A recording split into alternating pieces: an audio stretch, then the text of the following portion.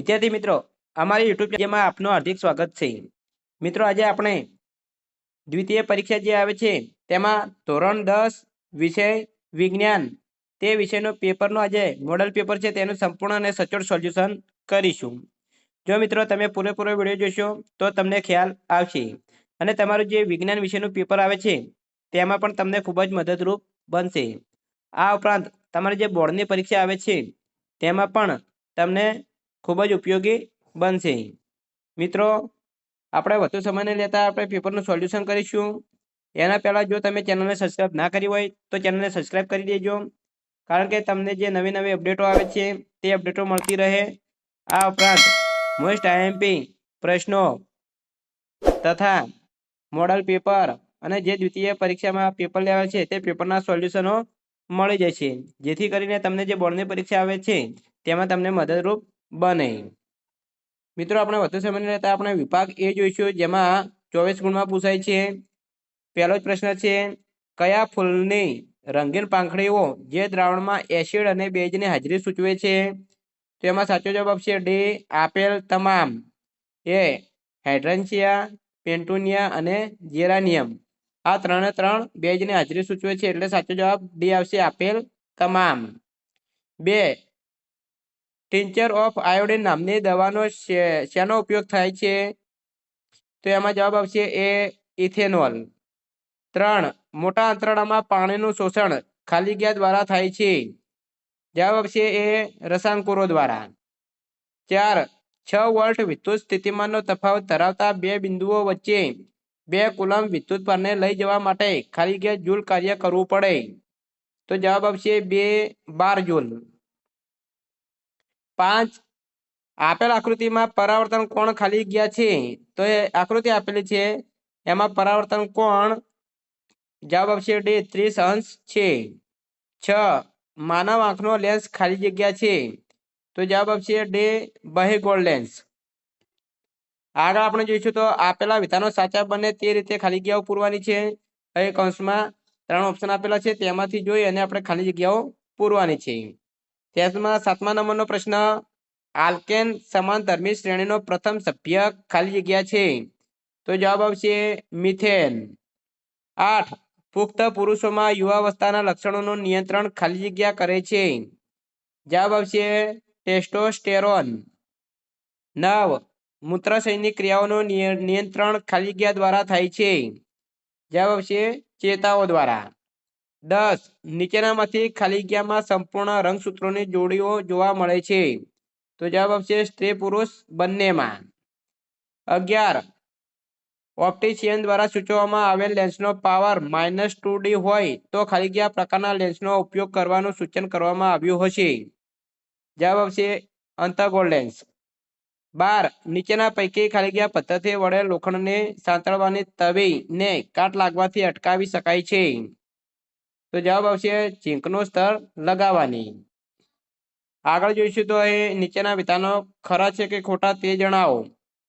13, ધાતુઓની ક્રિયાશીલતા શ્રેણી અનુસાર ગોલ્ડ સૌથી વધુ પ્રતિક્રિયાત્મક ધાતુ ગણવામાં આવે છે? તો આ વિધાન ખોટું છે। 14, RNA આનુવંશિક લક્ષણોનો સંદેશ હોય છે? આ વિધાન ખોટું છે। 15, સિલિયરી સ્નાયુઓ માણસની આંખમાં પ્રવેશતા પ્રકાશના જથ્થાનું નિયંત્રણ કરે છે? આ વિધાન પણ ખોટું છે। 16, માનવ શરીર 8 થી 7.9 pHની મર્યાદામાં કાર્ય કરે છે? આ વિધાન ખોટું છે। એ 4 વિધાન ખોટા છે। આગળ જોઈશું તો નીચેના પ્રશ્નોના 1-2 વાક્યમાં જવાબ આપો। તેમાં 17, સ્ત્રાવ પામતા અંતઃસ્ત્રાવના સમય અને માત્રાનું નિયંત્રણ શાના દ્વારા થાય છે? જવાબ આવશે પુનર્નિર્માણ ક્રિયાવિધિ દ્વારા। 18, માનવ લિંગ નિચયન ફક્ત આકૃતિ દોરી સમજાવો। તો મિત્રો તમારે અહીં માનવ લિંગ નિચયનની આકૃતિ દોરવાની રહેશે। 19, વ્યાખ્યા આપો પ્રકાશીય ઘનતા। મિત્રો તમારે અહીં એક વ્યાખ્યા પૂછાઈ છે તો તમારે વ્યાખ્યા આપવાની રહેશે। આગળ 20, ઉભયગુણી ઓક્સાઇડનું એક નામ આપો। તો એલ્યુમિનિયમ ઓક્સાઇડ Al2O3 અથવા તો ઝિંક ઓક્સાઇડ ZnO। જોડકા જોડો અહીં અંતઃસ્રાવ આપેલો છે અને અંતઃસ્રાવનું કાર્ય આપેલું છે. તેમાં 21 ઓક્સિજન, તો એનું કાર્ય થશે અહીં બીમાં આપેલું છે. કોષોની લંબાઈ વધારે છે તો બી સાથે જોડીશું. 22 એફસી6, તો એનું કાર્ય થશે પર્ણો કરમાઈ જવા માટે જવાબદાર છે એટલે સી સાથે જોડીશું. આગળ અહીં કોલમ 1 અને કોલમ 2 સાથે જોડવાનું છે. એમાં 23 સ્વયંપોષી, તો એને બી સાથે જોડીશું. બી સાચો જવાબ આવશે. અકાર્બનિક દ્રવ્યોનું સૌર ઉર્જાની મદદથી કાર્બનિક દ્રવ્યોમાં રૂપાંતર કરે છે. અને 24 વિઘટકો, તો એને એ સાથે જોડીશું. કાર્બનિક દ્રવ્યોનું અકાર્બનિક દ્રવ્યોનું રૂપાંતર કરે છે. તો મિત્રો આ વિભાગ એ પૂરો થાય છે. આ રીતે 24 ગુણમાં એક એક ગુણના પ્રશ્નો પૂછાય છે.